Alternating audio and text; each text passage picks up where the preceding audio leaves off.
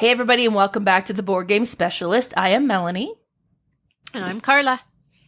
And we are on episode 98. And we're going to be doing our top 9 games better than memory. You know the memory game, the one with the tiles and you got to match them up.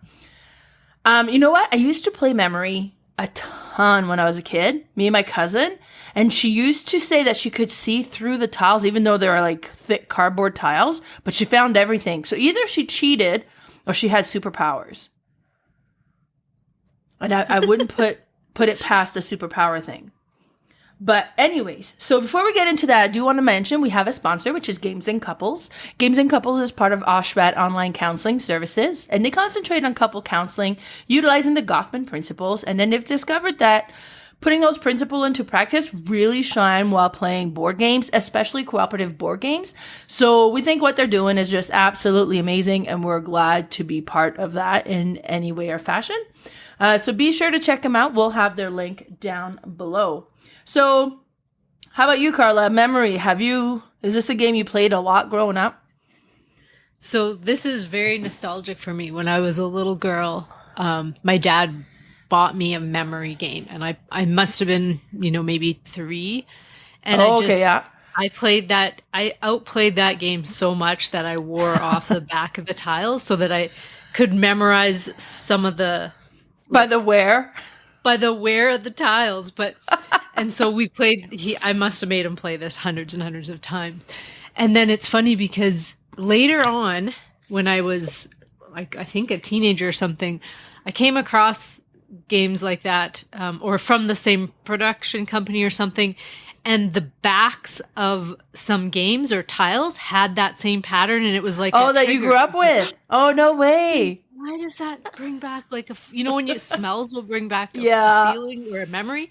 The pattern of that back of the tiles like triggered like good, like wholesome, like you just comfortable memories. So nice. That game. And I don't remember if I was good. I must have been better as a child with memory because it's not happening now. I don't know if it's the premenopausal thing or if it's, Oh no. Oh my God. I have no memory to speak of. It's horrible. It's horrible. And you're like, my list, I've made the list. It's list of all games I suck at just because they require memory. Really good I lose at this all the time and this. Yeah. No, but I like them and I have fun. Yeah. It's just not my strength. Yeah. Now, before we get into what we're playing, because we're at episode 98 right now, which means 99 is next. And after that, we're at episode 100. So that's like coming right up, the big 100. Yeah. And we're going to do something big. We just don't know what. So we're toying with the idea of like doing a top 100 or something like that. So I'm just inviting everybody who listens, like if you want to give us suggestions, contact us. Let us know what you think, or even on Discord. Be sure to join our Discord channel and kind of give us some ideas. We still need to come up with this. So number 100 is coming up. What should we do? All right. Well, now before we get into the list, Carla, what have you been playing lately? Well, I did on Discord make a statement that I am going to, I don't know where I've seen this. Oh, I seen it on Boardgame Hangover. It's a YouTube content creator channel. And he had said he is going to play his whole Shelf of Shame before the end of December. And so I'm like, I counted up my games, didn't include my expansions. That'll be next year's goal. But I had like around 30 games on my Shelf of Shame. And I said, yes, I'm going to do this. And this means even if I buy more games up until December, they got to get played as well. By the end of December, or they're gone. They're going to have to be given away or sold or whatever. So 30 I've games, been working on that. Shameful. Well, I'm down to 22 now. I've been posting slowly some of the ones that I can play solo. I got to play some with a friend today. So I'm down to 22 right now, but I do have more Kickstarters coming, and as if I'm not going to buy games for the end of the year. So 2 of the games that I did get off, one I had kind of hummed and hawed about because I had told you in another New Year's resolution that I wasn't going to buy every version of one game, like the dice version, the roll and write and everything. So I didn't buy for the longest time the flip and write version of Mad King Ludwig, or Castles of Mad King Ludwig. Mm-hmm. It's called Blueprints of Mad King Ludwig, or maybe it's Blueprints of the Castles of Mad King Ludwig. Anyway, so I didn't buy that thinking it's just exactly the roll and write version of the game. Mm-hmm. And then I kept seeing some content on it, and it was like, no, this is a really good game, and it's different. So I ended up ordering it, and it is awesome. It's different, and it's so cool. You're still building a castle, but of course you're drawing it. And how you have this player sheet with this vellum sheet that goes over top. So you're going to, and then you will draft these cards that have different shapes of rooms on them. And they're all different. They're not just polyomino shapes.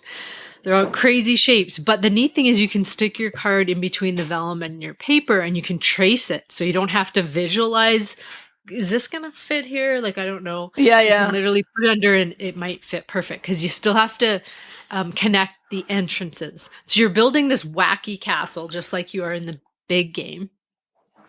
But the neat thing is, so you will start with one like basic kind of foyer, and you get to choose what color of room that is, because each color of room has a different bonus once you completely close all the entrances to it. Mm-hmm. So it's neat because they all have different bonuses. So you're kind of get to, decide what your first possible bonus might be if you can close that foyer up. And then from there, then once you connect other rooms and close them, you'll get those bonuses. And they have different bonuses than they do in the big game. So it's kind of neat because some of them will let you close doors. So that'll actually complete rooms faster. Some will let you move doors so that you're like, okay, I've closed all my doors. Now what am I going to do? Or it'll let you add doors. So then you can add one to a space where you, like, will be perfect for your next room. There is one that will also move doors. You can, what are some? You can get more bonus cards just like you do in the big game. That'll give you end game points. You can get another turn just like you can there. But you can build moats. So this is neat. You can do that in an expansion, the big game, but it's different. In here, you'll build a moat and you'll draw a whole like strip along one of the outside perimeters. Okay. And whatever is behind that moat, you'll get 2 points for each of those rooms. Now you start out with this smaller grid of being able to fill, but then if you collect so many swans, you get to fill in a flag to increase the size of what you can build. So it's kind of neat because there's 4 flags and some will increase the top and some will increase the width. So it just depends how many you've gotten to be able to like increase your whole castle. And it's so puzzly. You get little bonuses for being last. You get to like check color in a box. And once you fill up 3 of them, you can choose a whole bonus, like any of the colored bonuses that you want. Mm-hmm. They still have the King's Favors. So you're trying to complete those. You have the King's Decree cards also, which everyone has a private kind of goal basically. And it's so crunchy, and just coloring on that vellum paper is just so satisfying.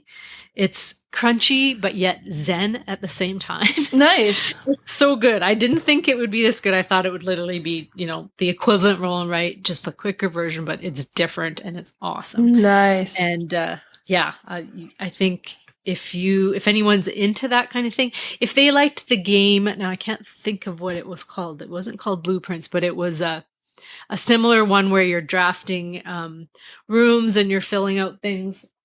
I used to have it, but I sold it because my friend has a copy of it. But now I can't remember what the name is. But you feel like what is the person that designs houses? Architect. You feel like an architect when you're doing it. It's so cool. Yeah. Definitely try this one if you can. If you're with me ever, let me know and I'll bring it because I'll play it anytime. The second one was a Kickstarter that came in, and this was just a solo game that I had ordered not long ago, just a couple months ago. Right. Was surprised it came because I think it might have been early. I don't think I was expecting it yet.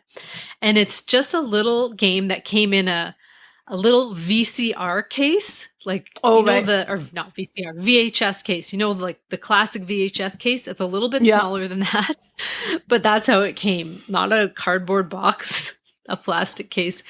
With it had like the cover of like around, like the paper case. cover inside the plastic thing. Yes. Like the okay, cool. So it's neat. So inside you have these 2 cloth player boards, and they're very thin, but they spread out very nice and they work perfectly.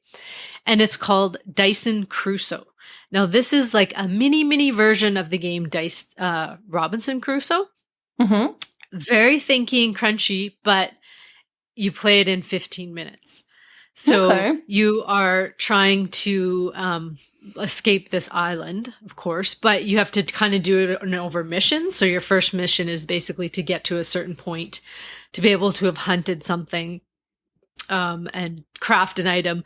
Then your second mission will be to like get to another point, possibly build a fire, like and so on and so on. So you have the first few missions are smaller rounds, like the first one is 6 rounds, and then it goes the next one's 9, and so on.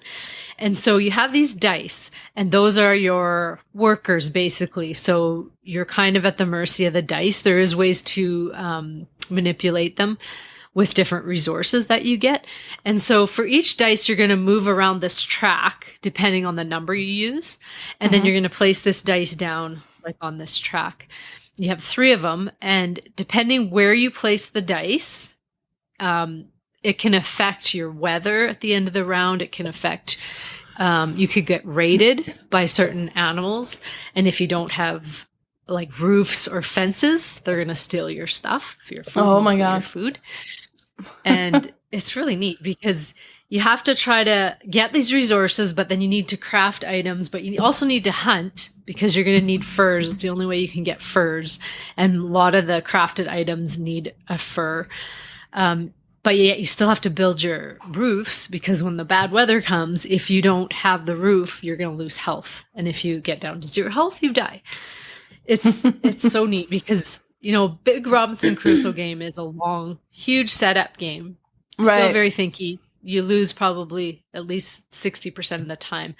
This one's the same, but you lose in 10 minutes, you start again, you get there. So it took me, I think, 3 times to pass the first one. I'm still working on the second one. I was like one dice pip away from winning the second one. Oh, that's so close. Yeah, so I have it set up on my table that I'll just get back to it tomorrow in between my split shift. But it's awesome. I am very happy with that one. And so yeah, that's Diseon Crusoe. What about you? What have you been playing? Yeah, so actually my friend daughter posted on Facebook, like she created a Facebook page called Sarah's Creation.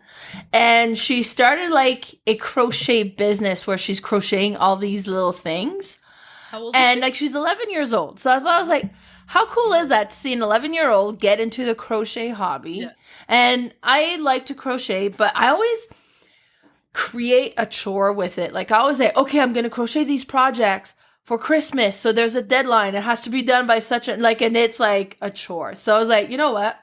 I'm not going to do that to myself again. So I contacted her and I was like, do you want a yarn donation? So I donated pretty much all of my yarn over to her. So her and her mom were over. And I was like, well, since you're coming over, I have a crochet project board game. Want to play it? And she's like, yeah, sure. And they actually loved it. So that was Ravels. Yeah. And this one is just like a resource collection game, right? Like on your turn. And what's kind of cool, you got the 4 actions you can do, and you have like your little token, and you'll pick what you want to do this round. So you can go shopping and buy yarn, or you can craft project, or you can exchange your yarn for different colors, or you can do like a combination of purchase and crafting. But if you've done that action last round, you can't do it again. You got to change it up. So, and actually Sarah ended up winning by like 20 points. She had 81 points. Her mom had 51. So that was like in the middle. But and it was just so cool. But the components are so great with this game because like you have those little wooden bits that are like the ball of yarn. And you have like the cardboard project that you can create. So if you made a blanket, then you take like the little blanket icon and it's worth so much money. But then if you take all the projects you made and you kind of fill a special order, you get more points for that. It was just really satisfying and they really enjoyed it and it just kind of fit, you know, like the whole reason for the visit so well. So it was kind of neat. So we played Arch Ravels. And then Patrick has been like, I text him like towards the end of my shift. I work from home. So I text him and I was like, send him like a picture of this game. And then I'll be like, hey, you want to play? and then I hear him come downstairs and he actually comes to play. And I was like, oh my God. It's like, I like shooting, like maybe he'll say yes this time. And actually he has been like almost every day.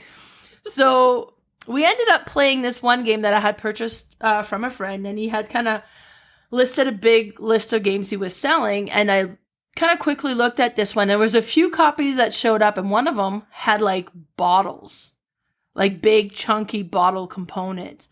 And I was like, okay, I don't know if this is a copy he has, but I'm going to hope so. And I'm just going to say I'm buying this one and we'll see. And it came in and everything was still in shrink. And it is the big bulky bottles. And it's called Last Call, the Bartender game. And it's hilarious. So we had to put like the stickers on. So you have some that's vodka, you have gin, you have Irish, whatever it is, the Irish one. Irish cream? Yeah, Irish cream. I was going to say like something else. I was like, no, I'm pretty sure that's soap. Like,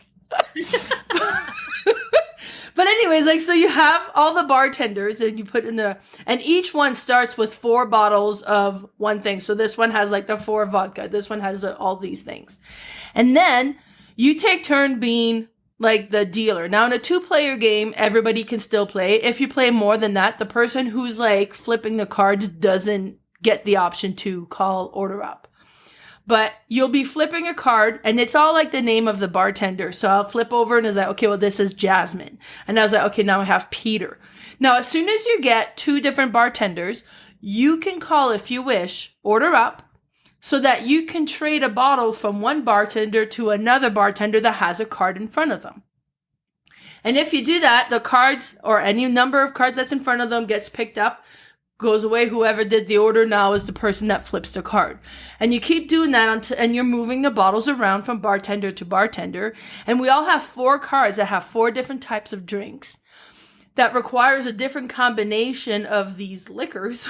And then when one bartender has everything you need to make your drink, then you can, at the end of like the order up thing, you could be like, okay, I'm making this drink. And then so let's say I needed 2 vodka and a gin. And then this bartender had 2 vodka, a gin, and let's say she also had tequila.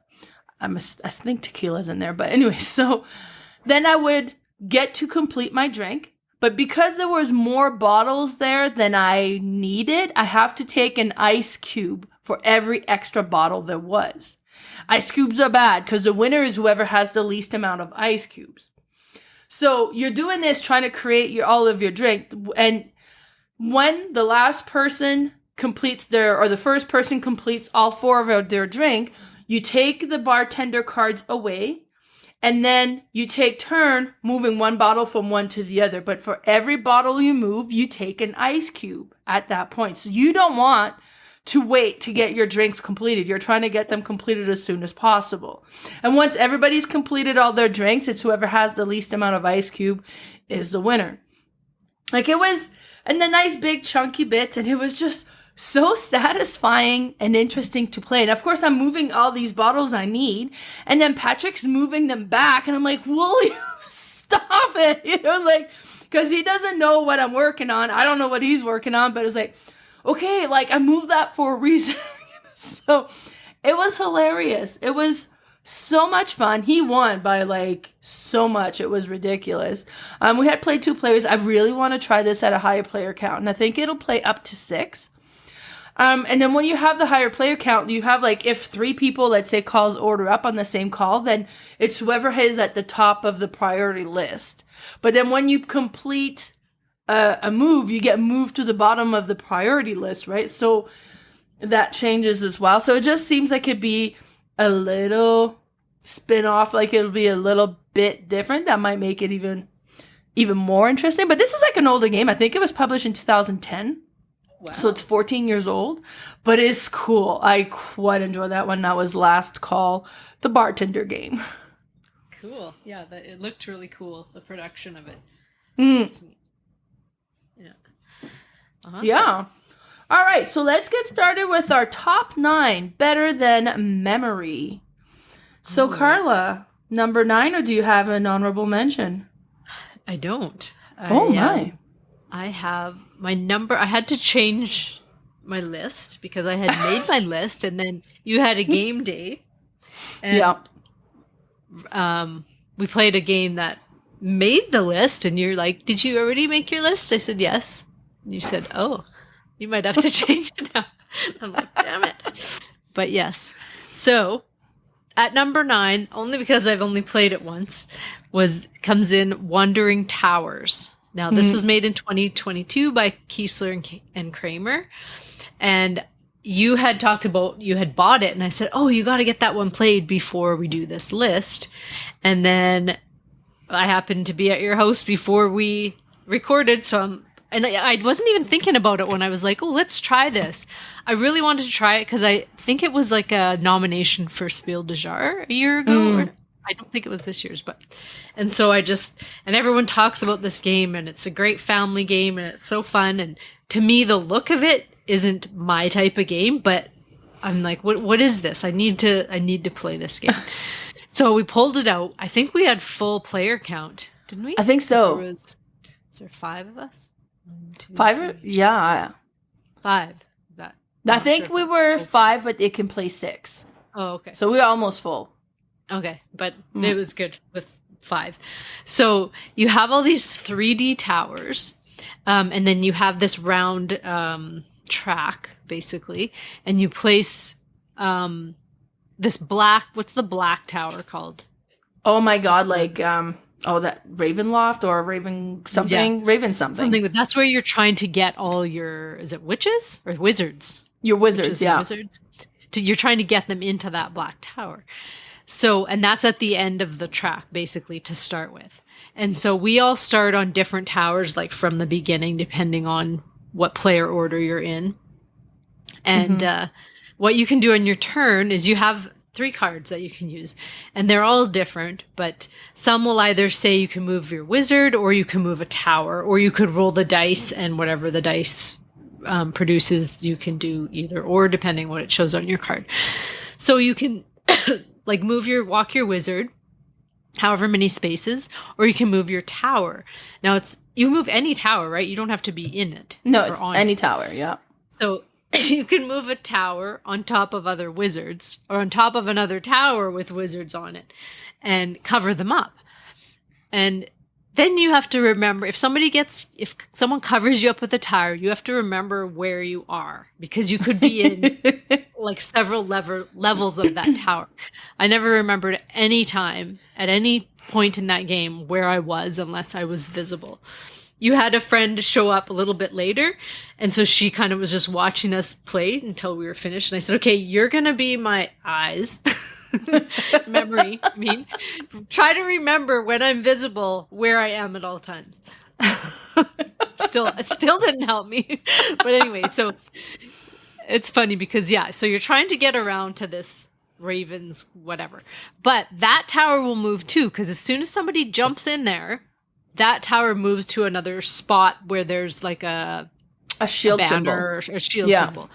So then you're like, I was like so close to this, and now I have to keep moving around. And the game goes on until somebody has all, is it 4 or 5 wizards? Depends on the number of players. Oh, right. Yeah. But it just sounds so simple, but it's fun and neat because everybody's doing the same thing, and everybody's forgetting where they are, and, trying to screw other people but then possibly screwing themselves because you're like, I'm going to move this tower. Oh, shoot. I was in that tower, just moved, and now I'm covered up like 3 times. So it's really fun, but I've only played it once. I was terrible at it, but definitely would play that again. And I would say like a party family game. It's not a serious thinker game, but just a fun, screw your opponent kind of game with just lots of laughs. But yeah, that's my number 9, Wandering Towers. Nice. My number 9 is Beyond Baker Street. So I got this one because I was like completely in love with the theme. Like I was like, ooh, Sherlock Holmes, I love that. And it was not what I expected at all. Now, what's that game with the fireworks? Like Hanabi. So this one is basically that mechanism. Exactly that mechanism, but it's more gamey. You have more challenge you're trying to actually accomplish. So you have the cards all facing out, so you don't know what you have. And you have like different clues that you need to try to accumulate, but it'll have cards say, okay, and they'll have like a number associated with it. So you can add multiple cards that'll add up to that number. And it kind of makes it almost a little harder in a way. So say, okay, you need a 9. So I played it. Okay, it was a 5. So we got the 5 footprint. And then I'd be like, okay, well, I'm looking around and I'm like, okay. And then you can give clues or you can place a card on your turn and be like, okay, this card is a footprint. Now, if I'm telling you this card is a footprint and I'm making a point of pointing that out, maybe it's because you should play it. Or, it's like, this one is a 4. Now, with these kind of games, I am absolutely horrible. Because it's like, okay. And then it's like, not my turn anymore. It's like, wait, which card did they point out to? Okay, which number did they say again? Like, it's almost like I instantly forget. But this one has kind of like a neat aspect to it, but it is hard. It is hard, mostly if you play with me. It is because it's a cooperative game. And I am going to be the weak link here. So, could you imagine us both in that game? Oh my God, we should try it just to see how bad we do. But yeah, so Beyond Baker Street, it's kind of an interesting concept, great theme. The artwork, like the whole game looks great, but oh my God. That's my number 9. Awesome. That's a great game. All right, my number 8 is Mamma Mia, made in 1998 by Uwe Rosenberg. Now, this one, you had introduced me to this game, and then I bought it and played it with my game group. They hated it. I played it with John, and he liked it. And I was like, yay, we can play it. And then we played it again, me and him, like a couple months later, and he hated it. I'm like, what? What? He liked it. So I'm only going to be able to play it with you, but it's such a neat game. It's a basic card game. Everybody has their own pizza orders, and we all have the same, but each of our stacks are shuffled, so we won't, most of the time, wouldn't draw the same in our hand. And so I think you start with 2 of those in your hand, and then the rest are just ingredients.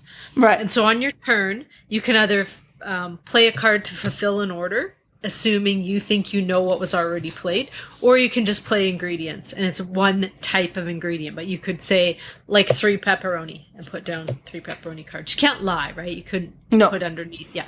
So you'd have 3 pepperoni cards and say 3 pepperoni. Next player, 3 mushrooms. The next player, 1 pineapple. And then it comes back to me. Oh, I have an order that had 2 pepperoni and 2 mushroom. Like, I don't even know if that's an order, but let's just say it's I did. Not, I but can yeah. put that order. Yeah, and I know that there's enough to fulfill that order underneath it. And then we just go around, and you always draw back up to a certain amount, but you can choose to draw either the ingredient cards or you can draw more orders in your hand. Because you might have started with like a really hard order, so you need some easier ones to get in there.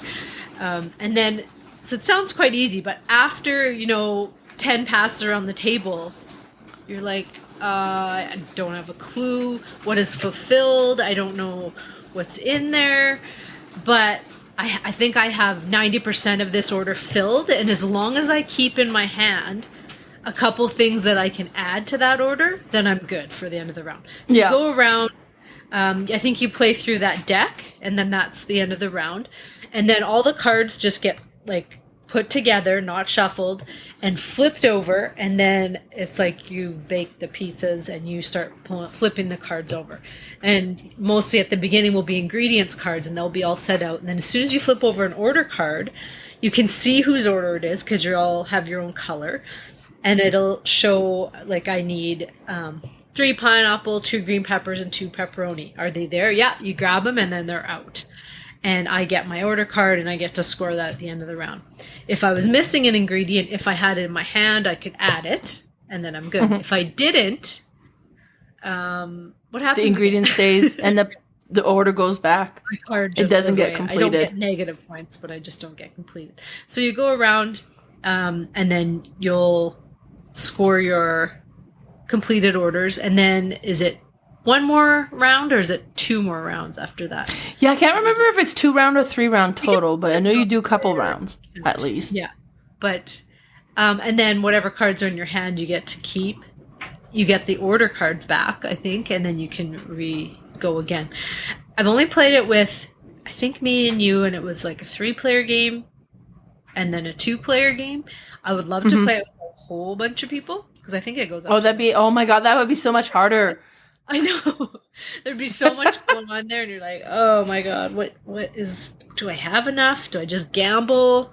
Maybe I do. I don't know. Maybe I'll draw what I need to fulfill it after, but it's such a good game. He has these little clever little card games that just work. They just work, and that's my number 8, Mamma Mia.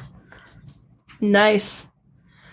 Great game. All right. My number 8 is actually a game that was created by a local designer, and that's Adam Wise, and it was published in 2018, and that's Mask of the Red Death.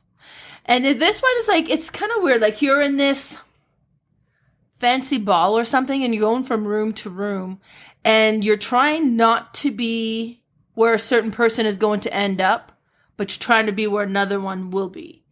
But what's kind of interesting in this game, the big memory aspect, is you go around, you have certain knowledge that you have, and you can acquire knowledge from other people. And they'll be like, hey, at this time, this will be here. Okay, so then you're like, well, I'm trying to be there, or I'm trying to avoid being there at that particular time, and you keep playing.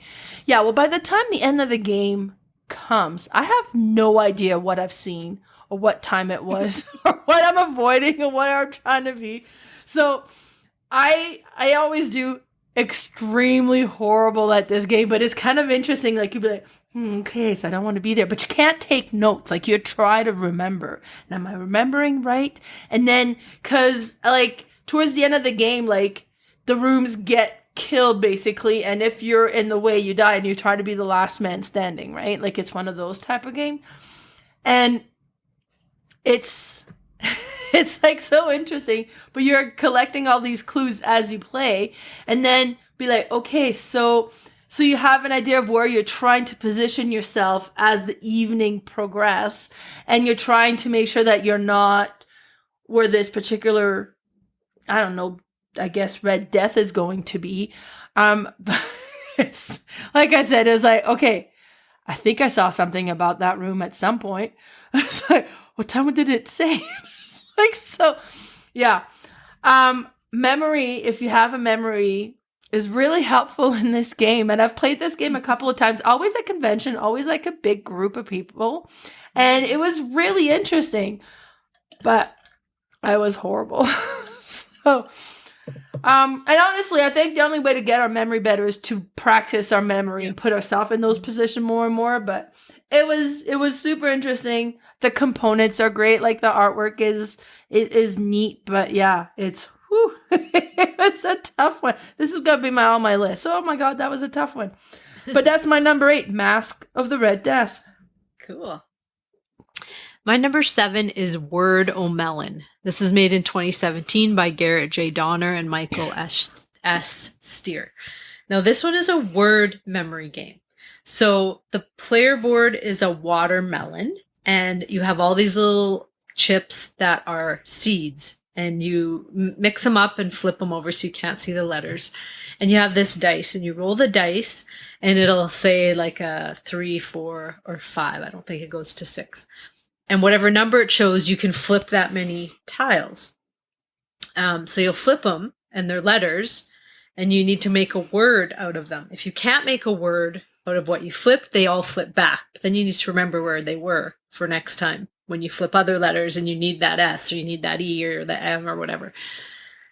It's so neat because you'd think numbers and letters would be easier to remember than like pictures, like memory, like normal, the memory game is pictures, but it's not. It's for me anyway. They're just little tiny chips, and they're all in like scattered. They're not even in a grid. So I think I could remember better in grid form. Right. But they're kind of all over the place. So I'm just terrible at this. I can make words. I'm good at word games, but not memory word games.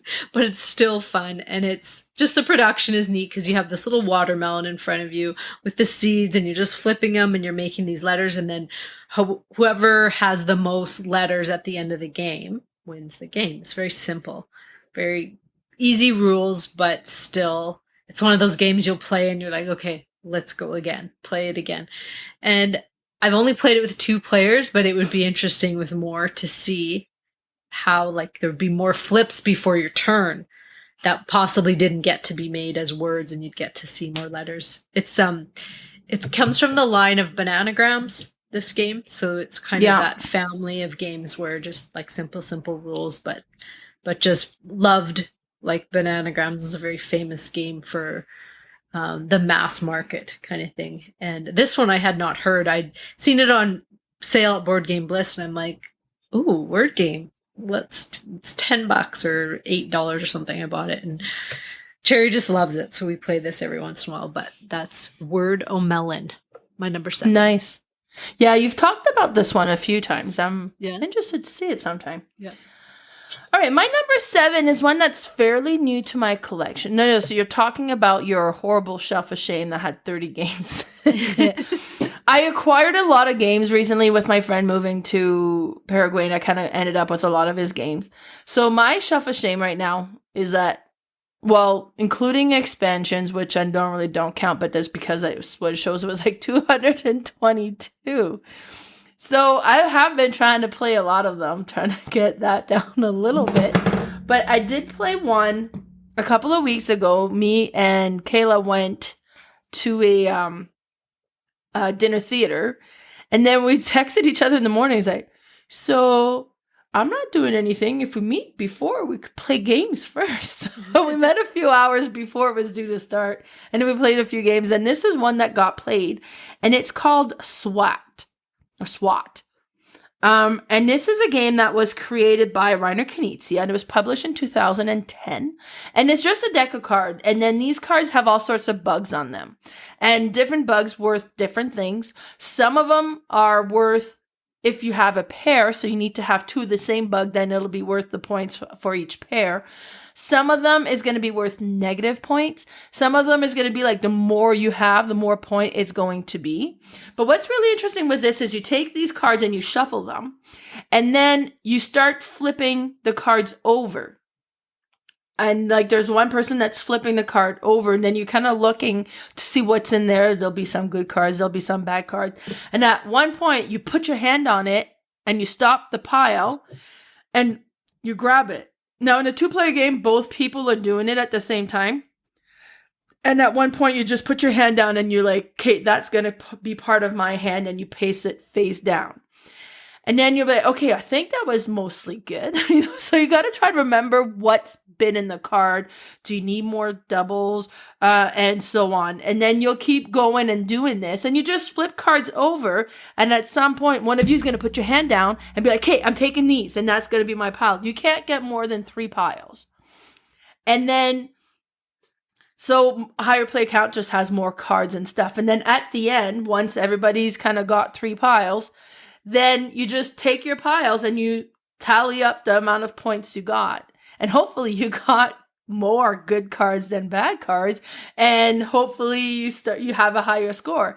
But that's it. That's what this whole game is about. And I think you do a few rounds of this and whoever has the most points win. But it's kind of like, okay, was there any bad cards? Like, I don't think there was that many bad cards. And then you're like, yeah, I'll get it. And you're opening it, it's like, oh my God, there's like so many bad cards in here. Why did I grab this? But it is just like interesting. You're trying to create like the most advantageous pile if you can, but it's just kind of getting flipped. And I've played this, like I said, it was me and Kayla, so we played 2 players. I would really like to play this at a higher play count and see how that turns out. But it was really fun anyways at 2, and that's my number 7, SWAT. Yeah, it looks cute. All right. My number 6 is Hanabi. Or Hanabi, however you want to say it. But this, I had originally bought this game when I was first a gamer, and I don't know who I tried it with, or even if I did try it, but never got to the table, or maybe got to the table once, so I ended up selling it to a friend. And then I think I had played another game that kind of had the same thing where the cards are flipped outwards and you can't see them. And I really liked it. So I went back and rebought Hanabi and played it. Played it with John, and he liked it. I think I played it with some other people too, and it had fun. And it's on Board Game Arena. Now, this game is basically you have, I think, 4 or 5 suits of cards, and they go from 1 to 5 or 1 to 6, and they're all shuffled, and you have a hand of, let's say, 5 cards. I think it depends on player count. Not facing you. Everybody can see your cards, but you can't see yours. You can see everybody else's. And on your turn, you can either give a clue or play a card. And if you give a clue to someone, I think you have to take one of the, I don't know if it's a bomb token or what kind of token it is, but then you put it in the box, and you only have so many. And once those are gone, you have to play a card in order to gain one back. If you discard a card, you can get one back, but if you actually play it on a fireworks and it's in the right color and in the right order, you gain 2 back possibly or something. But it's neat because you can say, okay, these cards, you either will say like all of these are a certain number or all of these are a certain color. You can't just say that one's a 2, even if you have 2 other 2s, right? You have to say all the numbers or all the colors. So now you need to remember what people told you. And especially when you add new cards, then you're like, okay, it's not the end card anymore that they told me because I just added that card. So it's this one next to it. And then you see somebody had played the white one and someone had told you you have like 3 2s, and they will show you exactly which ones are 2s. And then another person on another turn told you these are your white cards. So you knew you had the white 2. You just have to pull the right card. Yeah. If you don't, then a bomb will go off. And you're trying to get all of the, depending on player count, whether it's 4 or 5 suits, all of them perfectly down 1 to 5 or 1 to 6. And you would like win the game with perfection. You can also win the game by just not the bomb going off or whatever it is. I don't know if it's an explosion or whatever, but then however many cards you have out, that is your score. I've never gotten to this game as a perfection. I don't know if you've ever gotten there, but I've won the game. I can't remember how many points, but it's really neat. It's a neat idea of not being able to see your cards and having only trusting other people's clues, and then also sometimes gambling, like, oh, we have no more tokens left, I have to discard a card. What if I discard the only card we need for the fireworks? And it happens, but it's still such a neat game and so clever. That one, I don't know if I had said it was Antonio Bauza and made in 2010, but that's my number 6. Nice. Yeah, that one is like the one that's very much like Beyond Baker Street. I had that one. I gave it to my sister. I was so bad at it. I was just so bad at it. All right. My number 6, we played just last weekend, and that's Zylotar, which used to be Magic Trick when I first played it. And what's kind of interesting with this, now this was a style of game that was like so unique because it's a trick-taking game. Which, I mean, there's so many trick-taking games. That's very common. But what's interesting with this one is you play your cards face down, so you don't know what you have. But you can see what suit they are.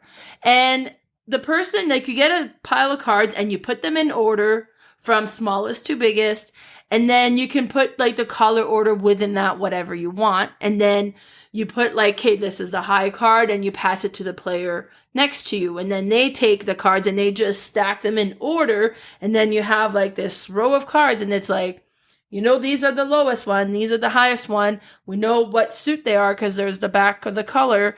That's all you know. And then we're playing tricks.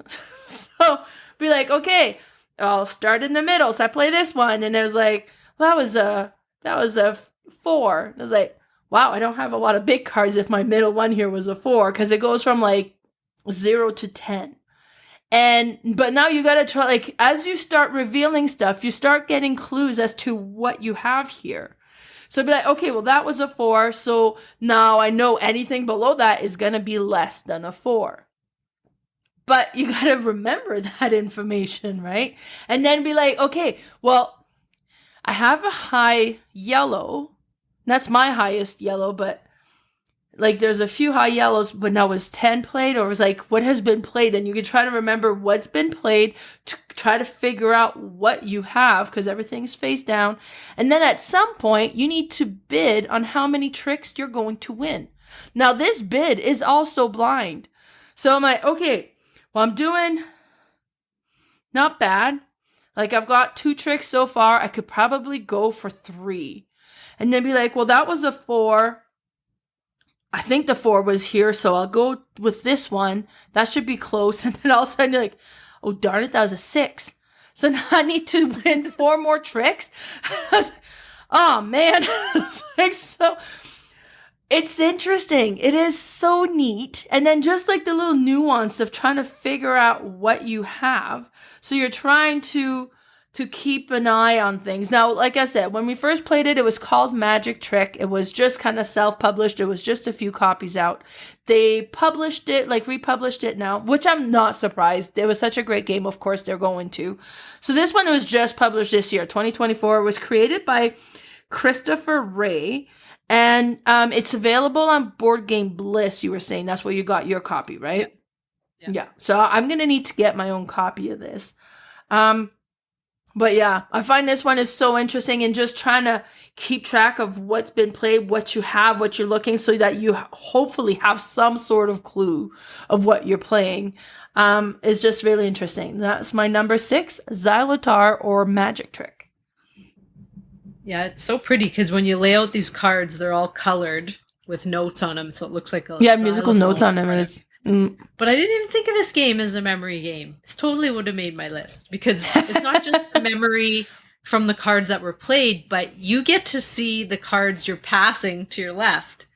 So, right, trying to remember what the other player has. For the other player, so if you're like, oh, they got the 10, the trump, so I know they have the highest card out there, or I know they have the lowest. Like, I think I passed, I forget who was on my left, Ashley, I think. I passed her one hand where she had the 10 of something, and then her next number was 4s. 2s and 0s. She had nothing in between that. I was like giggling as I passed it to her. She's like, what? But, you know, it's funny because if I would have remembered the rest of those cards, that would have helped me in playing cards. Did I remember them? I remembered the 10. No. Well, you're so busy trying to remember, figure out what you have. You completely forget what you passed on. And yeah. No, that is an awesome trick-taking game. Yeah, totally would have made my list. I didn't even think of that. My number 5 is a crossover, and this is the other version of Hanabi, and that's Beyond Baker Street. Nice. I love this one because it has the Sherlock Holmes theme, the track that instead of the bomb tokens or whatever, you have the track where you're moving up Sherlock and Holmes, and if you get, I don't know if it's clues played down or interrogation or something, and then you're successful with that one, then you get to move him back or you forward, and you're trying to beat him on the track, and it's just so neat, and the production is so cool. We have this player board with all these different icons on them, but and the cards, the art on the cards is so pretty, and it's awesome. It is basically a version of it, so you really wouldn't need both, but for some reason I do. Why? I don't know. Because I don't know anyone who's going to play Hanabi with me anymore, but I could probably get people to play Beyond Baker Street for sure, but that's my number 5. Nice. My number 5 is called Kabuki. And this is part of the Yellow mini game series. And if you look behind me here, like I have all of them together here.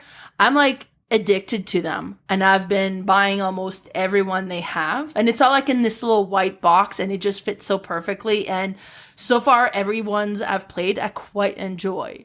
Like they have Shot and Totem. Kabuki is Kabuki. Now, this one is really interesting, and it was very different as well, because each cards has a mask, and I think they're circle cards, if I remember correctly. But it's a mask, and it's like a Japanese mask that has like these different design on it, and it's going to have like a certain color. They're going to be yellow, they're going to be red, they're going to be in green, or they're going to be in purple. But within the color combination, there's different mask, but they kind of look similar. And you have these 4 actors that you're going to have. And on your turn, you're going to take a mask and you're going to play it on one of these actors. And you're distributing these masks and you're like, kind of say, well, I'm going to give this one, and I'll give this one, this one. Okay, I'll give this one now this time, and so on. And what you're trying to avoid is you cannot give the same actor the same mask twice. Because I think there's up to 4 masks that are identical, right? But there's 4 different types that have the same color combination as well. So like, we just played like a purple one on that one. And I think like, was it like this one or was it not this one?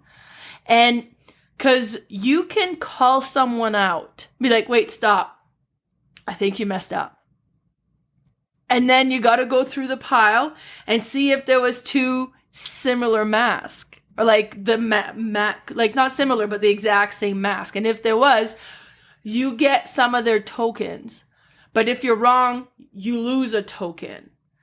And be like, oh, darn it, they were so close. They look so similar, but it's not a match. Actually, they were fine. Then you put the mask back and then like you lose the tokens or whatever. But it's very interesting because they're so similar but different. And it's just like, wait a minute. There was like a lot of blue plate over here. Was that one of them? Like, and it's neat. It is interesting. It was like it was very different from any other game I had played, where it's like, it's almost like, what's the word? Cockroach poker in a way where you're trying to avoid having the same thing, but it plays completely different. And it looks beautiful. I quite enjoy this one. And this is like completely memory. And it's like, okay, did they play it? It's like, I don't know. We'll just say they didn't and see how it works out, right? So that's my number 5, Kabuki. Awesome. All right. My number 4 is a true memory game. It's called Parks Memories. So this is a Parks version game with, what is it, 57 parks, national parks in the U.S. There are these thick, chunky tiles, cardboard tiles, but very, very thick and satisfying. And you mix them all up and you put a 3x3 grid down. Everybody has these 4 actions that they can take. They start flipped inactive, so you can't use them. And on your turn, you're just going to flip 2 tiles on the board. So you'll flip them. They may match completely, but you're going to look at the icons on the top. So they're going to have like the sun, the water, the mountain, the things like the icons that are used in the parks game. And if they match, you can flip one of your actions over. And then it's available to use at any time. Then you're going to take one of the tiles that was flipped and you'll keep it. You'll add another tile from the face down pile and flip the tile that was face up. And then you have this park ranger, I think it's called, or no, it's a hiker, and you get to put it on one tile, which basically locks that tile. So if you did happen to flip 2 that were a pair, can't take them both. You can only take one, but you could put your hiker on top of the one that is matching. And then the player next to you cannot take that tile because the hiker is on it. Okay. Now you have these action tiles, like they might say you can just take another tile, doesn't matter where it is. You can look at the stack, like you can look at 3 cards or 3 tiles and then order them how you want them. Trying to think what the other 2 are. I can't remember what the other 2 actions are, but and then it goes around, and as soon as you win the game if you get 3 pairs. It sounds easy, but it's not, because you can manipulate what's going on out there, manipulate as soon as you see a pair and or somebody has a tile that you have flipped like on the good side, you can put the hiker there and stop them. Oh, one of the actions is to leave the hiker where it is so that it can be stuck on a tile where nobody can keep trying to get it, or they'll steal a pair from you or something. John and I pulled it out on Monday and played it. And it's one of those games, it's fast, like 10-minute game. And then, okay, let's do it again. Okay, best of 3. Because it's not just, pulling tiles and remembering where they are. It's trying to manipulate them, look at what's coming up and set them in order. Because you're like, oh, I know where that other pair to that one is, but I'm not going to flip it when I flip this. I'll wait.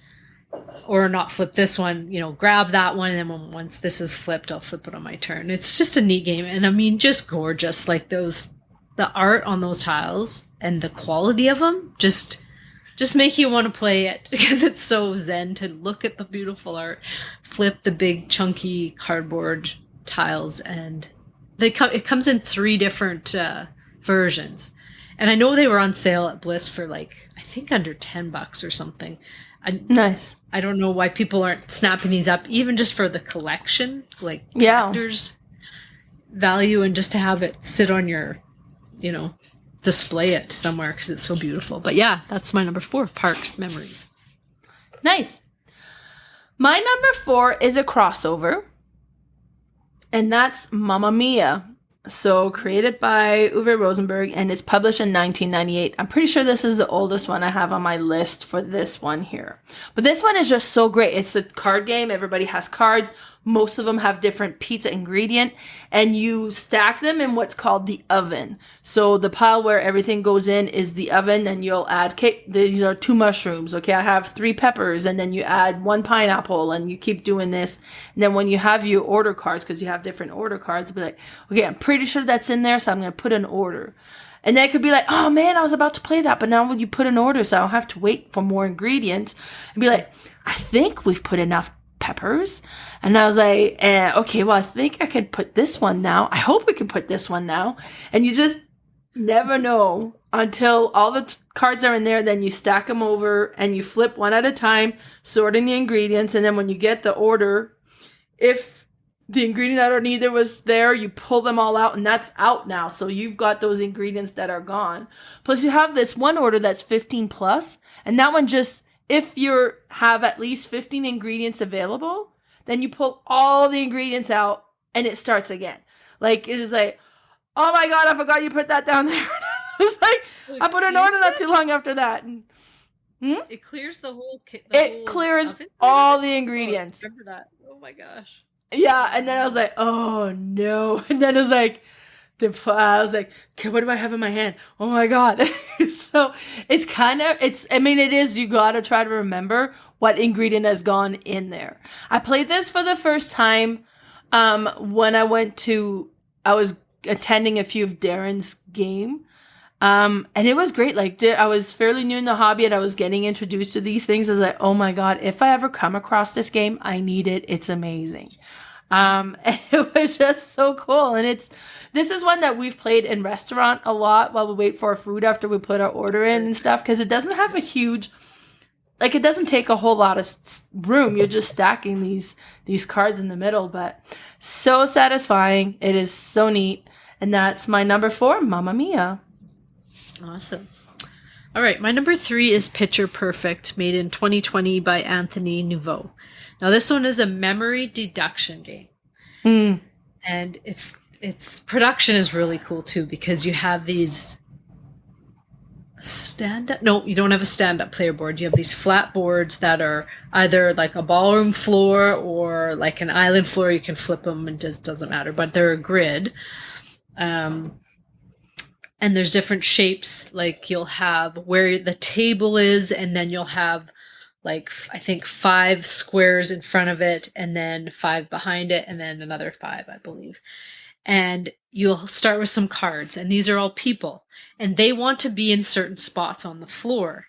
Not specifically spots, but some might be, I want to be behind this specific person, or I don't want to be near this person.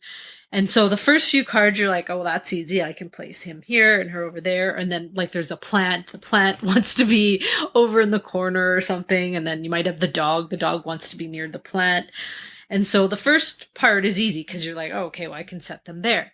But then you draw more cards, or someone might, depending on the round, there's like a card that's flipped that everybody gets that same action. You might be drawing a card from somebody else, or you might be drawing one from the middle, and the cards you have might be gone. So you have to remember what you had, because now I pulled another card and it says, this guy wants to be 2 spots from this lady. And you're looking and you're like, oh, I don't have 2 spots from this lady. Well, where did she want to be again? Could she have moved over here? Like, I can't remember now. Yeah. Could she go here? And if he goes here, then he's 2 spots away. So you really have to remember what you had in your hand, like where they actually wanted to be. If it was very specific, or it was just the back row, they could have been anywhere in the back row. Or did he not want to be by her? I can't remember now. So it's so neat. So you go around and you play so many cards in the round, and then you score for, like, you'll flip all the cards of all the people, because I think there's about 10. Like, it's quite complicated, but it's still really neat. And there are these cardboard standees where you will place them around. You can get acrylic standees, which I haven't seen in person, but I imagine they're beautiful. And the art in it is really good too, because it's like that, like kind of like a Sherlock Holmes kind of vibe for the pictures. Mm-hmm. And it's just so neat, because then you can also just kill someone, because you're like, they're not going to fit anywhere. You throw them under the table and they're dead. And so then at the end of the round, now I can't remember if we score at the end of each round. I think it's just at the end of the game, but you will flip all the cards, and it shows, or the envelopes, because they all have their envelopes. You'll pull it out and you'll be like, okay, this person definitely wanted to be here. And you look and you're like, yeah, I got that. And then this one wanted to be here. And you also have a chance in the game to put in like a doubler or a tripler, where you're like, I know I've got this one perfect. I can stick this in the envelope, and then I know I'm going to score double or triple for that one. Yeah. Sometimes it happens where you were wrong, and then you score negatively double or triple. So you have to be sure on those ones, but there's a lot of memory in that game. They have a bunch of different expansions, and I know they have a Sherlock expansion, which we played once, but I don't remember.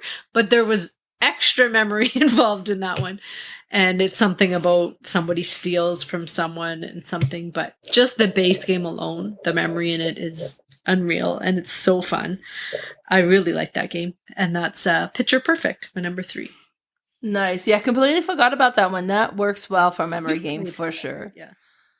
All right, my number 3 is Visitor in Blackwood Grove. And this one was published in 2018, and it was created by Mary Flanagan and Max Seidman. And this is like a really weird, interesting theme. So one person is an alien that landed on Earth. And one person is a little kid that saw this crash, and they're right there, and they're trying to save the alien. And the other players are either FBI, CIA, and all these different, kind of government officials that are trying to get to the alien to capture it. But this alien spaceship has a special force field around it, and only certain things can make it through. And you need to figure out what that is in order to be able to either go and save the alien or capture it, depending on who you're playing as. Now, the kid gets special benefit because the alien is like working a little bit with them. So they get a little bit extra. But what's interesting, so the alien will get a rule. And it could be something like only round object can make it through the force field. And everybody else doesn't know what that rule is, but we have a bunch of cards of different items that we're going to throw through that force field and see if it makes it in. And then So maybe I throw in a plate and it goes through. It's in the force field. I was like, okay, perfect. So it's like kitchen stuff then. So the next time I throw in a fork and it bounced off, it didn't make it in. It's like, okay, well, was it porcelain then? And so maybe I throw a toilet next. No, the toilet didn't make it in. It's like, well then, but you gotta try, like, you gotta remember what made it in, what didn't make it in, what other people threw in, and what's going on. And I mean, this is like, I have no idea. I'm just throwing stuff. There's no rhyme or reason. I'm sorry? Like, who decides what stays in there? Well, the alien has a rule that will decide what can make it through the force field. And it could be different things, like only soft things can come in, or only things that can, it's just, there's a bunch of different rules that you could have. And we're just all throwing things. Now, the kid gets extra information, and I forget exactly what that is because I never played as the kid. But it was like an interesting game. It's almost like Cryptid, where you're trying to figure out where the thing is, but it's not on a map. You're just throwing things at the force field, trying to get stuff in. And it's like, okay, they just threw something and that went through. What did you throw in? It was like, oh, it's a baseball. Okay, well, what does plate and baseball have in common? Like, white things. Maybe it's white things. Okay, well, I'm going to throw in a snowman. Nope, that didn't make, or maybe with a snowman milk, because technically it's 3 round things, right? Like, and then the alien has to decide whether he lets it in or not. But it is, thing. Right? Like, if it was circle things, then a snowman probably would make it through, but it was like, it was interesting. It was a really different, like, and you just kind of like, okay, well, that didn't make it through. Why would that make it through and this would? And you got to try to figure out what is the rule. And that sounds like a fun party game. Yeah, then it can play like a big group of people as well. Oh, actually, I have it right in front of me. Well, 3 to 6 players, right? So it was neat. It was really neat. I know I've played it the first time at my friend Michael's house, and then I've since purchased my own copy. But it's one that I want to play again. And it says like 5 to 15 minutes. It's just quick rounds, right? Either you figure it out or you don't. But it was neat. So that's my number 3, Visitor in Blackwood Grove. Neat. I'm putting that on our list to play. Sounds good. All right. My number 2 is Trio, and this is made in 2021 by Kane Miano. Now, this one originally was called Nana. Oh, yes. It's like, it was just on the tip of my tongue. Nana. And I'm not sure why they remade it into Trio. It's kind of like a Mexican theme, but it's beautiful. It's basically, it's a memory game, but almost like a kind of a go fish as well, because on your turn, you will start with, depending on a player count, a hand of cards, and you have to order them just from lowest to highest. And the only thing you can do on your turn is ask someone if what their lowest card is or what their highest card is, or you can flip one in the middle. And as soon as you get another, then you can keep going. And as soon as you get a card that doesn't match, your turn is over. If you get a pair, you get to keep them. No. And then your turn's over. Not the pair. You got to get the trio. You need 3. As soon as you get 3 of one kind, your turn is over, but you have 1 trio. And in order to win the game, you need 3 trios or the trio of 7, which is hard to get because 7s are usually in the middle of your deck. So like, I couldn't ask you your highest and somebody else their highest and say yours was a 10 and hers was a 10 and my 10 was not on the end. I can't take my 10. I have to take cards from my end. If I asked you your highest and yours was a 12 and I freakishly flipped a 12 in the middle and I had a 12, I would make a trio. It's neat because you have to figure out, sometimes people don't have the really low cards. Their lowest is a 4 and you're like, well, I have 1s and 2s, so that doesn't help me. Yeah. But you need to remember, because everybody can hear and see what you've shown. It's not like you don't only show one person. Everybody sees all the information. None of us remember what the cards are in the middle.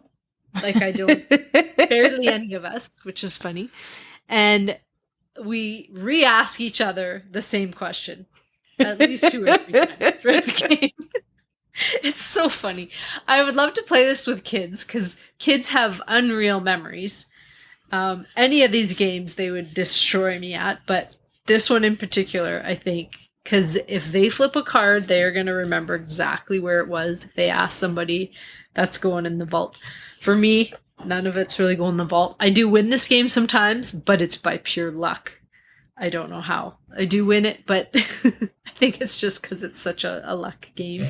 But it's still so fun, and it sounds like it isn't that fun, but when you play it, you're like, everybody who I've taught it to, they're like, okay, let's play it again. Because when I describe it, they're like, what? This doesn't even sound like a game. And then you play it, and they're like, oh, okay, I get it now. Let's go again. And it's just one of those unique, quick, like start of the night or end of the night games. And that's my number 2 trio. Yes. Or Nana, if you have that version. Yes, Nana. The first version I played was Nana. Trio definitely visually is beautiful. Like so bright colors. But my number 2 is also Trio / Nana. So, when we started talking about doing a memory game, this was the first one that came to mind. Yeah. Because you have that memory aspect with the card face down, and you got to remember where they were, and then you flip them up, and it's like, but it's so interesting because you win if you get 3 trios. You win if you get 2 trios that either subtract or add up to 7. That's a different variant. Well, I've always played it with it. Yeah. Plus, the card makes it so easy to play that way because it shows you which other card you could match it up with that would add 7. Or if you get one set of the 7, you would win with that as well. But it's funny. I could be like, okay, so what's your highest? It's like, okay, 11. And I was like, oh, okay. And then it's like, oh, I have an 11, but it's locked up by 12. And then all of a sudden the 12s are gone. Oh, somebody had an 11. Okay, who had the 11? It's like, oh man, who had the 11? And then somebody else knows who the 11 is. It's like, okay, please don't ask me my highest card. Please don't ask me my highest card. Or then you'll be like, oh, don't remember that was there. Don't remember that was there. And then sometimes they like ask something completely. I was like, oh my God, they forgot. Okay, good, my turn. And then you get your set and it's like, oh, I forgot that was there. So it is really interesting. It's so much fun. And I agree. It's not one that you play once. It's one that you play is like, okay, one more time. Okay, another time. And it's always get played a few times. Yeah. Number 2, Trio. Awesome. My number 1 is Scram. And this is made in 2023 by Ted Alsbach. Now, he typically makes the Tiny Epic games, right? Oh, okay, yeah. This one is completely different. It's I don't know if most of you might be familiar with the card game Golf with just normal deck cards, or Silver Bullet. Cabo is another version. There's tons of versions of this game. This one I find is the best for all around. I do have Silver Bullet, but haven't got to play that as much. But this one, you can play in teams. You can play like separately. I love playing the team version. So we've played 2. I've played 2 versus 2. I haven't played 3 versus 3 yet, but the 2 versus 2 works really good. So you start with 5 cards in front of you. 3 are face down and 2 are face up. What you're trying to do is have the lowest score on the table. And you just go around and you draw a card from the deck, or you can take the discard and you can exchange one of your cards. So if you're exchanging a face down card, it'll stay face down unless you pulled off the discard. If you're pulling a face up card, it's going to stay face up on the table. Now, some of these cards have actions on them. So you could play it for the action. You would just put in the discard and do the action. It might say you can peek at 2 cards, so you could look at anybody's cards on the table. You could look at your own. It might say you can trade 2 cards, so I can give you my 12 and I'll take your 0. Thank you very much. You can, there's one, it's a skunk card. It's a 13 and you just give it to somebody. Here's a 13 for you. You're welcome. And as soon as you think your team or yourself if you're playing just individually, has the lowest score, you will call Scram on your turn. That's your only action. Everybody else gets one more turn, and you'll flip over your cards and you'll just add them up. Very simple. If you are the lowest, you're going to get 0 that round. If you are not the lowest, you're going to add up your score and add 10 to your score. But it's just one of those games where you are basically trying to screw the other players or the other teams. And another thing that is important that I didn't mention is if I have 3 5s that I know of, say 1's face up and 2 are face down, and I grab a 1, I can take that 1 and get rid of all the 5s, all of the same number. If I'm playing with a teammate and she has 2 5s, I can take my 5s and her 5s and discard them and just keep the 1. So I've just got rid of like 25 points and just taken a 1. That is so cool to me because if you are wrong and you think, okay, I've got a face up 5s and 2 5s face down, and you flip them and they're not 5s because you didn't remember, then you add more cards to your tableau. So you really need to remember what you have, especially to get rid of all those sets of cards. It's one of those games that can change on a dime. One round you might lose by 20 points, but the next round you might win by 25. It's not like, once somebody's winning, you're out. You can easily come back, and it's a game. It's a really fun game. I've introduced this to a lot of non-gamers, and they all want to buy it. It's a super cheap game. I think it's $10, and it goes over really well. And you can get multiple copies and then play with more people if you want. But that's my number 1, Scram. I think I brought it the other day, but we never. Oh, okay, yeah. But nice. I know you would like. Yeah. My number 1 is another crossover, and that is Wandering Towers. I was impressed with this one. So I've played this one now at 2 players. I've played it at 3 players, and we've played it at 5-player count. And with the lower player count, you have more wizards. Like, the amount of towers is still all the same, but now you have a lot more wizards you're trying to keep track of, right?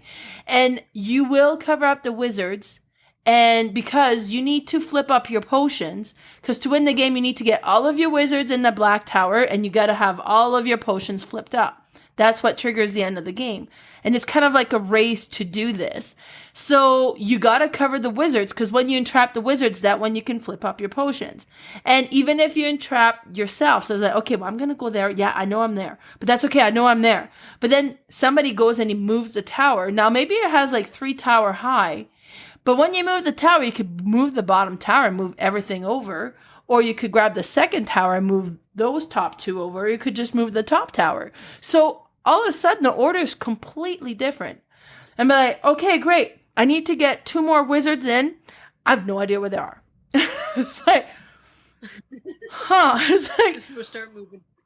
Like, where are they? And then, like, I would have thought, like, lower player count would be easier, but no, because you guys just have more wizards to keep track of. It's like, man, like, it was like, okay, it was here, and then it's like, I'm going to move the towers, and I'm going to grab this tower, and like, oh, no, there's nothing there. It's like, now you just wasted moving towers and didn't reveal anything. It's like, well, if I'm not there, where am I now? Like, so that definitely plays a lot into it. Plus, we're moving all like each other as well. And then it's like, come help me. And it's like, and then you reveal, oh, okay, good, I've been revealed. And it's like, oh, no, wait, I'm covered up again. It's like, and then the black tower moves over. It's like, oh, man, I was like right there. Or you move your wizard and you have to move the exact number. And it's like, oh, no, I rolled the dice and it's 3 and I needed 2. So now I'm like on the wrong side of the black tower and I got to make all my way around again. It was interesting. I quite enjoyed this one. They say like family weight. I could definitely see that would work with younger audience as well. I have not played with kids. It's always been adults, and playing with all adults has been amazing anyways. So been a great game. We've played it quite a few times now, and it's just really interesting. So that's my number 1, Wandering Towers. Awesome. I think they should make a team variant with this one. That would be fun. I didn't check the rule book if there was variant in there, but there might be. Oh, maybe. But could you imagine trying to remember your own wizards and then your partner's wizards? That's just getting but insane. If they were on top and you could move them with, like, if you I suppose. and you move both of you. Because I know there was a couple times I'm like, Kayla, we're on the same tower. Like, let's move that one. Hook a sister up. She was not having it. She killed us. Did she win? I did have not. Yes, she won, and I had not one tower, not one wizard in the black tower. Yeah, you didn't get anybody. I think I got 2 in, but I had no idea where my other ones were. I don't know, they're somewhere. Yeah, it was a very interesting game, so I quite enjoyed that one. So these were our top 9 games better than memory. Let us know what you think would have made your list. There's a few here that I didn't quite make my list that would have fit as well. Stockpile being one of them, because you play some cards face up and play some card face down, and then you bid on the pile. So you got to try to remember, did I put something good here? Did I put something bad? Yeah. So that one would have been one of my honorable mentions. But now, next podcast, episode 99, we're going to be doing our top 9 summer-themed games. Now, I'm going summer-themed more than just like summer game, because I think it was last year we did our top 9 yard games, kind of games to play outside during the summer. But this one, I think we're looking at more summer-themed games, or games that makes us think of summer. Yeah, not just outdoor. Yeah, I didn't even think of outdoor for my preliminary list at all. Oh, you already have yours together, don't you? I have one game I know I want to put on here. Prelim list. Oh, there you go. Yes, and then after that will be episode 100, so be sure to tune in for that one. Those ones, we might make a whole series of, we'll see. True. Now, before we call it quits, where can we find you? I'm on Instagram at boardgamespecialist, all one word, and I'm on Facebook at Red Deer Board Game Fanatics. What about you? So first of all, we do have a Discord channel. Be sure to follow us on there. Actually, Carla, because you're playing all your unplayed games, and she's been posting a lot. So if you want to see what's coming down her shelf of shame, be sure to look on there. And then I'll put like my couple little games here just so I can feel included as well. But you play a lot of games too. You post a lot. I post a lot, but I don't play near as much as you do. I just take a lot of pictures. But be sure to follow us on there. Also, I'm on Instagram as Mel's_boardgame_room. My Facebook page is Mel's Board Game Room, and my YouTube channel is Mel's Board Game Room. So thanks so much for tuning in. Be sure to catch our next one with our summer games. Bye for now. Bye.